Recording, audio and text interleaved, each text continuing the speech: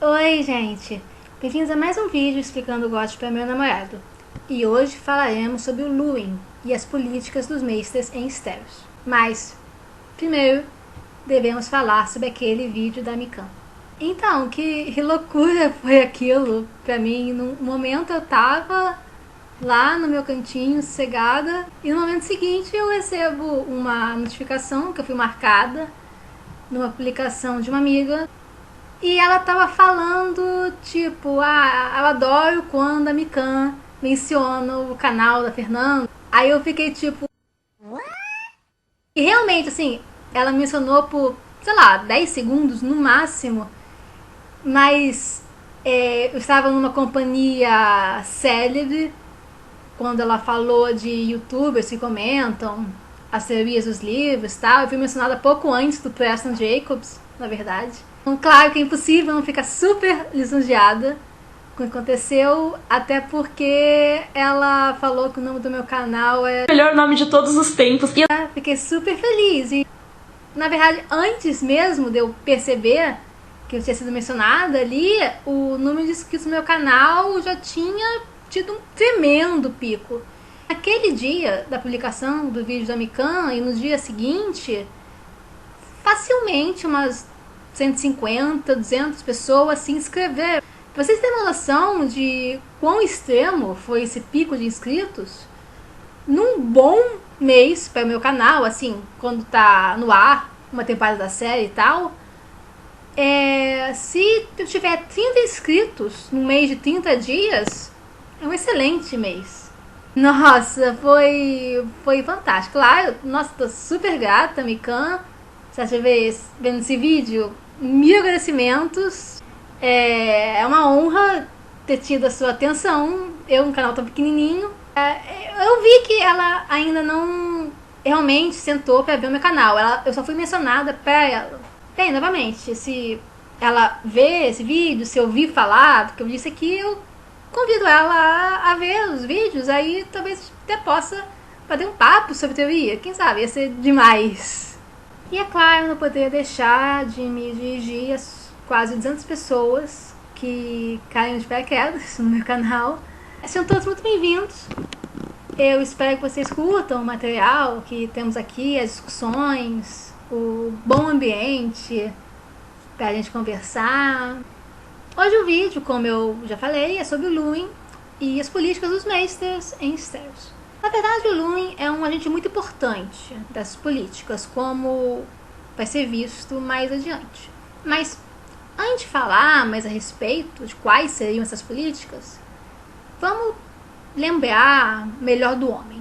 O Luin é um Meister que estava, antes de sua morte, a serviço da casa Stark de Winterfell.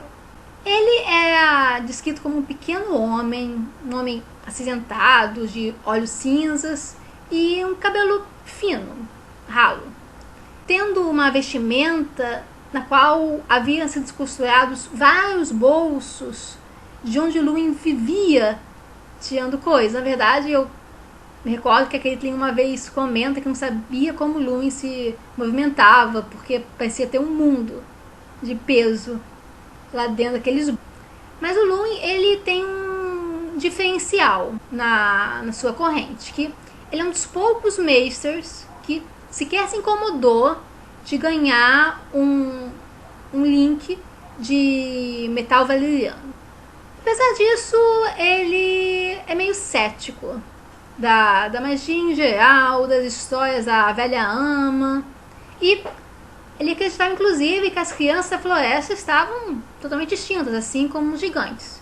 Uma coisa que, mais adiante dos livros, a gente percebe que não é verdade. O Luin, por depoimento da própria Caitlyn Stark, teria ajudado a dar luz aos seus 5 filhos com o Eddard Stark. O Robb, que nasceu ainda em Corre Rio, a Sansa, o Bran, a Arya e o Rickon. Além de ter ajudado o nascimento dessas crianças e auxiliado a sua educação, sendo, na verdade, o principal educador, o Luin também educou o bastardo do Eddard, o Jon, e também o Fio. Quando o Robb partiu para a guerra, o governo, na teoria, ficou ao encargo do irmão mais novo, do Robb, o Brandon. Mas como ele é menor de idade, inexperiente, na prática, quem ficou regendo Winterfell, o norte, foi o Luwin e o mestre de armas de Winterfell, o Rodrik Cassel.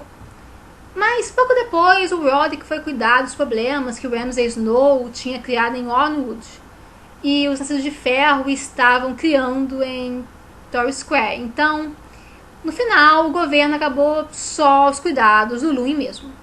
E assim ficaria por um tempo, até que no final do livro, o Theon capturou Winterfell num ataque surpresa. Antes de ser ferido pelo Nascidos de Ferro, o Luwin conseguiu enviar uma mensagem a Porto Branco avisando o que tinha acontecido ali. Talvez por isso, talvez pelos anos de sentimento, por ser um cativo dos Stark, o Theon tratou o Maester super mal quando estava lá em Winterfell, forçando inclusive a participar pela busca do Bran e do Rickon e depois estar presente quando os corpos das crianças são apresentados.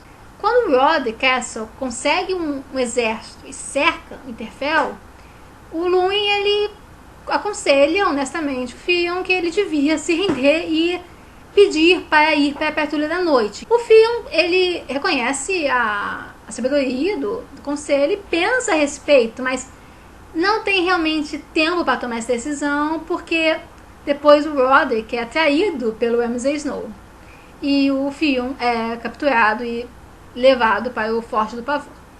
Mas ainda antes disso, o Luwin é gravemente ferido por um cavaleiro dos Bolton e só consegue fugir até se refugiar perto da Árvore do Coração de Winterfell, onde ele está morrendo quando é encontrado pelo Bran e companhia, depois que eles deixam o seu refúgio nas criptas de Winterfell. É ali onde a Osha dá a ele o presente da misericórdia.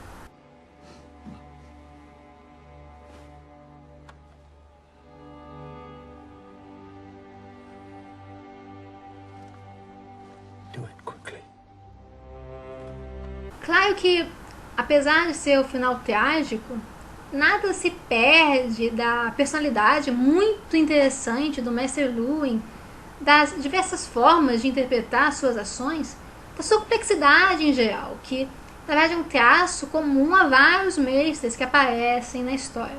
Uma coisa que poderia ser diferenciada, porém, é a relação dele com a magia, né? Afinal, ele estudou as artes valerianas, ele tem um link de metal valeriano na sua corrente. Apesar disso, porém, o seu discurso está inserido numa tendência em geral dos mestres, que é negar a magia. Quer dizer, o mestre Meryn é uma louvável exceção a isso. Na verdade, quando o Meryn aparece, ele nos mostra fortes pistas que os Maester, enquanto ordem, apesar de não terem aparecido de forma proeminente nos 4 livros que antecederam a aparição do Meryn, eles vão sim impactar a história de uma forma muito significativa. E por quê? Bem, o Meryn ele fala coisas muito notáveis para o Sam quando ele está em Vila Velha. Primeiro ele fala que foi os Maesters que mataram os dragões, o que já é uma afirmação bem potente por si só. Mas não só isso. Ele afirma que os Maesters são muito comprometidos na sua ideologia anti-magia. E eles podem até matar pessoas para eliminar a magia do mundo. E faz todo o sentido mesmo a ordem agir dessa forma, porque magia é, de longe, a maior ameaça para a ordem, para a sua forma de existência. Existe uma boa razão para que o Jorge tenha inserido essa linha narrativa na história tão tarde, né, poderia se argumentar, e os Maester irão, sim, ter um papel enorme a desempenhar no final das Crônicas de Gelo e Fogo. Para entender melhor do que eu estou falando, é necessário pensar um pouco em paralelo com o nosso próprio mundo. Porque, vejam, no mundo das Crônicas de Gelo e Fogo, os Maester, eles são basicamente a elite intelectual. Eles são essa elite que, na verdade, serve a outra elite, a elite política dos Sete Reinos. E faz vários serviços, incluindo educativos, curativos, da arte da guerra, revisão do tempo e sua análise, ciências em geral, matemática, escrita, etc, etc, etc. Para algo, na verdade, ser considerado conhecimento, eles devem afirmar que o é.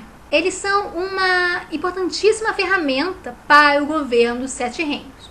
Então, essa é uma ordem muito crucial para o arranjo político, econômico dos Sete Reinos. É vital do ponto de vista cultural, mas eles servem.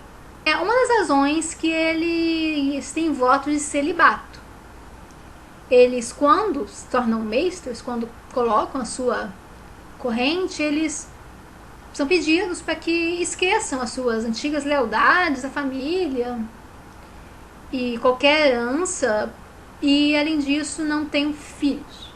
Assim, teoricamente, os interesses dos Maesters se alinham com aqueles lords que eles servem e, num plano mais alto ainda, ao governo central dos próprios Sete Reinos. Então, nesse sentido, fica mais evidente o paralelo dos Maesters com os monges religiosos das ordens medievais, que eram ensinados a ler e escrever para, primeiro, ler as escrituras sagradas e depois reproduzi-las. Isso levaria a uma disseminação mais tarde do conhecimento vindo dos monastérios, o que tornou esse estabelecimento os grandes centros de conhecimento e aprendizado na Idade Média. Isso mais tarde seria o fundamento das modernas universidades. Contudo, ao contrário da sua contrapartida na vida real, nas Crônicas de Gelo e Fogo, as instituições responsáveis pela religião e pelo conhecimento são totalmente extintas, apesar de, curiosamente, estarem localizadas centralmente na mesma cidade, que é Vila Velha. Mas, oficialmente, uma está responsável pelo conhecimento científico e a outra pela doutrina religiosa.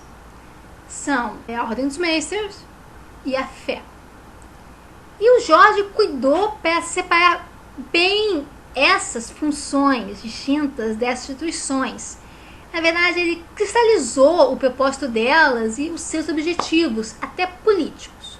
Primeiramente, o que ele fez foi detalhar bem o impacto da trajetória da fé. Na verdade, ele nos fez observar bem como a fé está impactando a estrutura do poder no reino.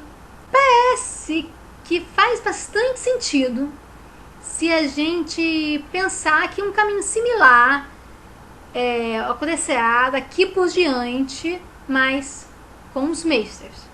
Como eles vão impactar a história, não é mesmo? Eles acabaram de aparecer. Bem, é verdade que os Maesters, eles alegadamente não têm um propósito individual, né? Eles vivem para servir aos seus mestres. Mas eles são uma facção, assim como a fé. E, assim como a fé, eles têm objetivos próprios. Mas quais seriam eles exatamente? O Marwyn já nos indicou. O que os Maesters querem é criar um mundo que não só não precisa de magia, como prefere as habilidades pautadas na realidade que os Maesters possuem, e das quais eles, têm um monopólio. Atingir esse objetivo é muito importante para os Maesters, e eles não poupam esforços há muitos anos. E pensando nisso mais a fundo, realmente faz sentido da perspectiva deles. Afinal, quem vai precisar de um Maester se os mortos simplesmente são ressuscitados?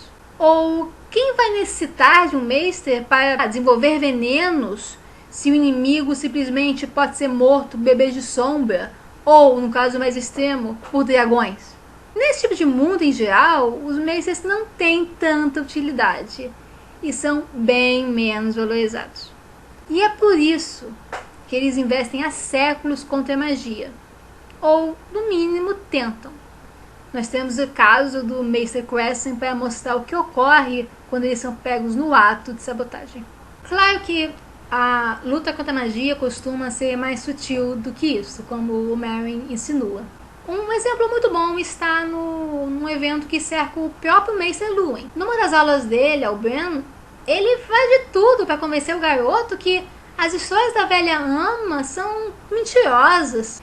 Na verdade, o Luwin parece implicar que o link valeriano dele na sua corrente, na verdade, foi mais um aprendizado do estudo da magia enquanto mito. Essa abordagem é muito interessante para fazer os Maesters vencerem a guerra contra a magia e tornarem o seu conhecimento predominante em estágios e logo se tornarem politicamente mais relevantes. Para entender melhor o que eu estou falando, a gente vai ter que fazer outro paralelo com o mundo real. Nos tempos medievais, não é incomum acreditar-se que existiam dragões e demônios andando sobre a terra e tal. As pessoas acreditavam que isso existia mesmo. As coisas só mudaram, na verdade, depois do Renascimento, que proporcionou uma nova forma de lidar com o conhecimento e tal, o que levaria a uma série de eventos de início da Idade Moderna que mudaram totalmente o mundo, que na verdade possibilitaram a nossa sociedade de hoje. Houve uma revolução em eventos como a impressão de livros em série, a Revolução Científica, a Reforma Protestante, a descoberta do Novo Mundo e a Reforma Política, o que criaria, na verdade, uma nova ideologia ocidental, o individualismo. No individualismo, o homem é colocado no centro. A sua vida neste mundo é considerado o mais importante, o mais valioso. O que rejeitava diretamente a antiga ideia que, na verdade, esse mundo é só uma breve passagem em direção à mais valiosa vida eterna no céu. E o que, na verdade, possibilitou essa série de mudanças? A alteração de como o conhecimento é visto e tratado, o que possibilitou a quebra do domínio da religião sobre a vida das pessoas. Numa era que o conhecimento é valorizado, não se acreditava mais que os pecados podiam, gerar terremotos, furacões. Agora esses eventos, eles eram naturais.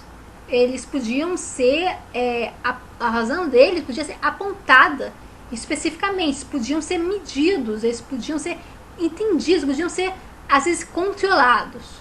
Essa maneira de pensar é muito reconfortadora, né? E não demorou até ela ganhar os corações da população. Assim, pensem numa coisa.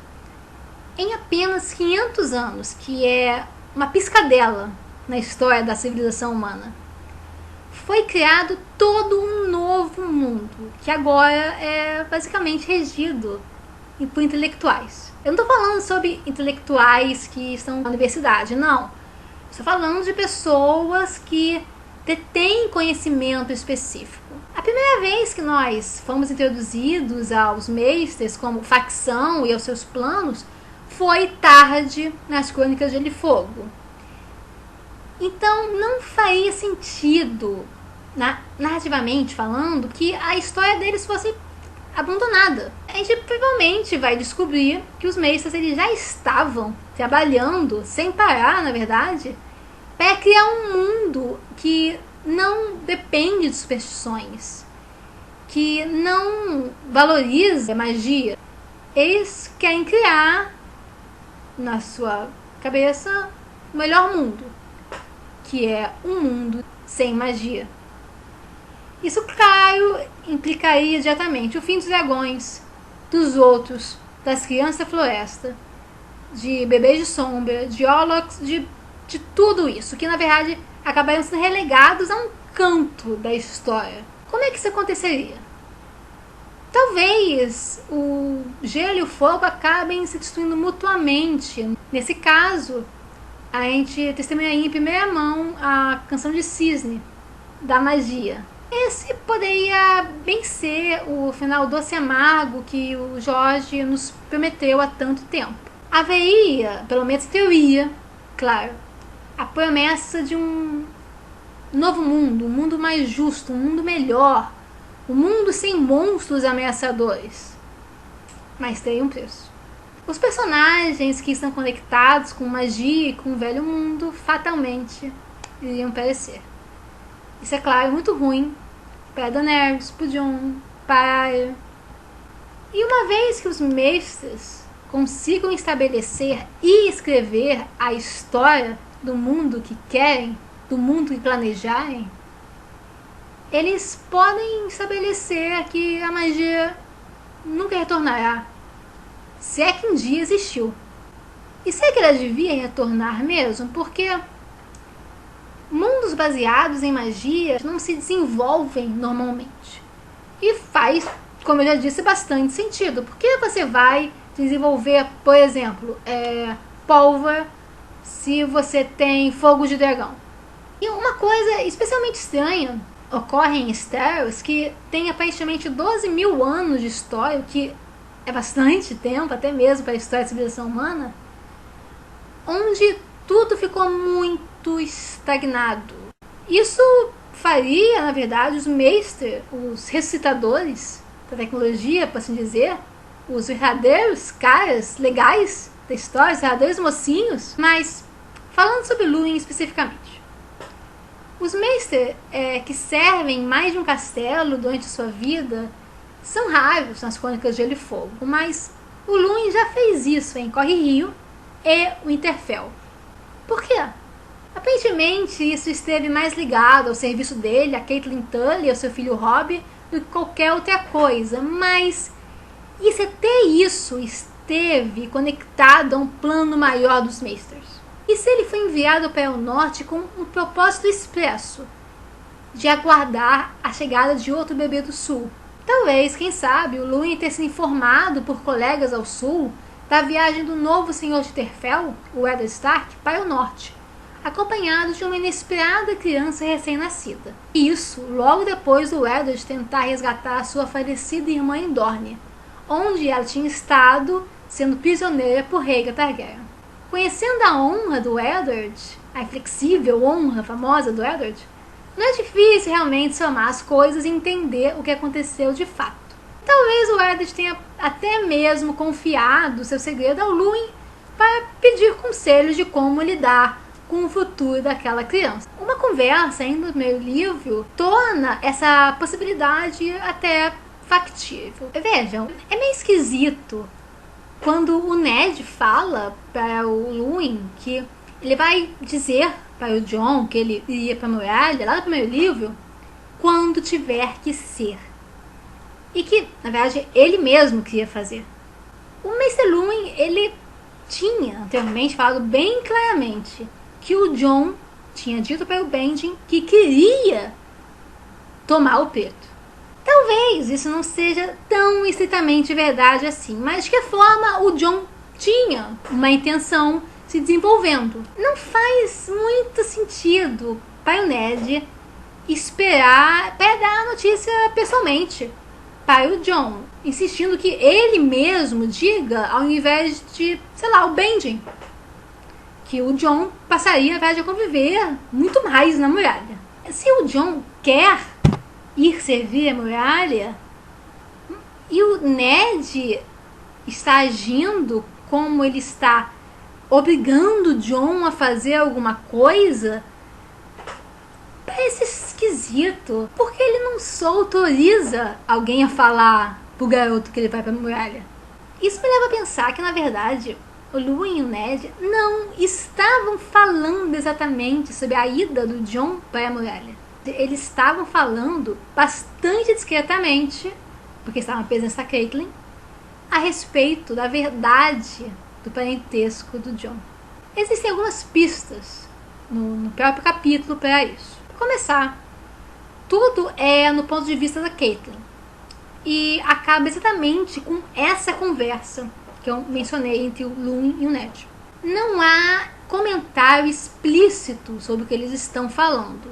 Nós só estamos lendo o papo deles sob o ponto de vista da Caitlyn. E a Caitlyn acha que eles estão falando sobre a ida do Jon para a muralha.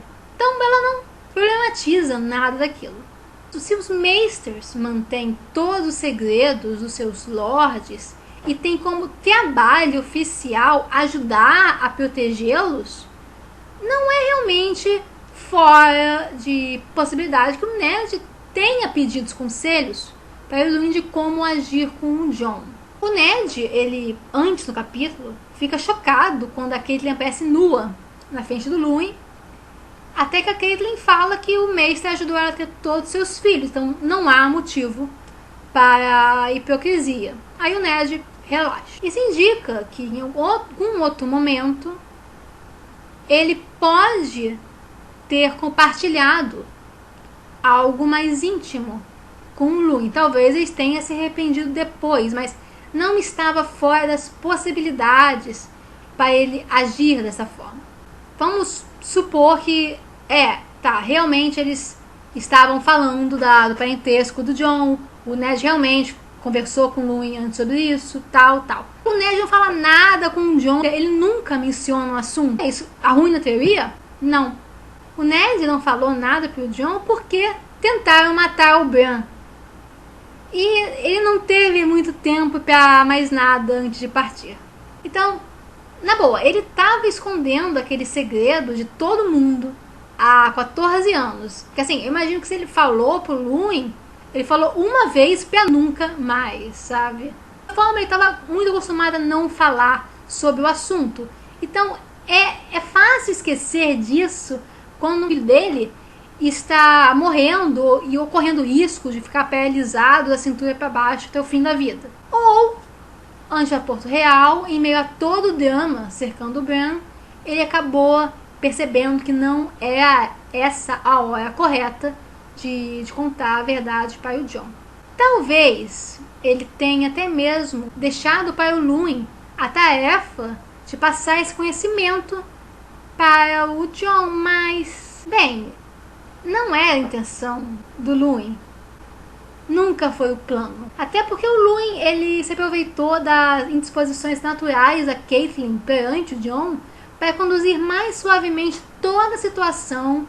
Talvez até mesmo a Caitlyn e o Luwin tenham combinado toda a situação da carta da Lysa previamente, não é? Quer dizer, quem disse que foi aquela primeira vez que a Caitlyn viu a carta da irmã? De que forma, todo esse planejamento de virtualmente exilar pro resto da vida o que poderia ser visto como um pretendente Targaryen pode bem anteceder o acontecido no quarto do casal Stark em muitos e muitos anos. Se encaixa facilmente com a antiga rede de intrigas dos Maesters contra a magia em geral e, consequentemente, contra a casa Targaryen. Quer dizer, os dragões haviam morrido muitos anos antes, é verdade. E os seus ovos fossilizados não davam qualquer sinal de retorno, mas pra que arriscar, né? Enviar o Jon pra muralha parecia não só apropriado, tendo em vista a sua situação oficial como bastardo Stark, mas também prudente, considerando-se que ele é secretamente um bastardo Targaryen. Infelizmente para os Maester, contudo, considerando-se que nós já vimos na série, esse plano pode muito bem começar a dar errado muito rápido quando o Jon encontrar sua tia Daenerys nos livros.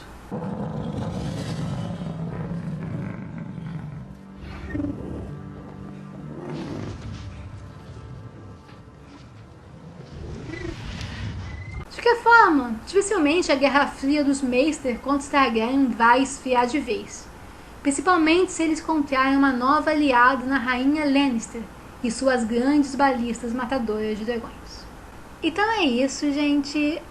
Eu sei que demorou mais do que o comum para entregar esse, mas eu tive uma série de problemas com esse vídeo particular, mas eu queria entregar uma coisa maneira, porque eu quero fazer um conteúdo à altura do que vocês merecem, também porque eu acho que esse tema especificamente merece uma atenção maior, porque é uma abordagem prática da conspiração dos Maester contra os Targaryen. Pequena, é verdade, mas é uma visão por dentro do plano que eu nunca tinha abordado antes, só tinha pensado toda a ideia teoricamente. Então eu acho que esse tempo que eu gastei a mais trabalhando no vídeo valeu a pena para mostrar esse ponto de vista diferenciado. Se vocês gostarem do vídeo, curtam, se quiserem compartilhem. Se já mais vídeos como esse, é só escrever aqui embaixo. Não deixem de dar suas ideias para os próximos vídeos, além de falar o que acharam dessa teoria. Se quiserem me ajudar com o meu projeto para comprar uma nova câmera para o canal e assim melhorar a qualidade dos vídeos, deixem sua doação no meu Patreon ou no meu Apoia-se. Os links vão estar aqui embaixo. Da próxima vez que nos encontrarmos, eu vou falar de uma teoria de paternidade e maternidade muito louca. Possivelmente uma das mais controversas nas crônicas de Gelo e Fogo. Beijinho, gente.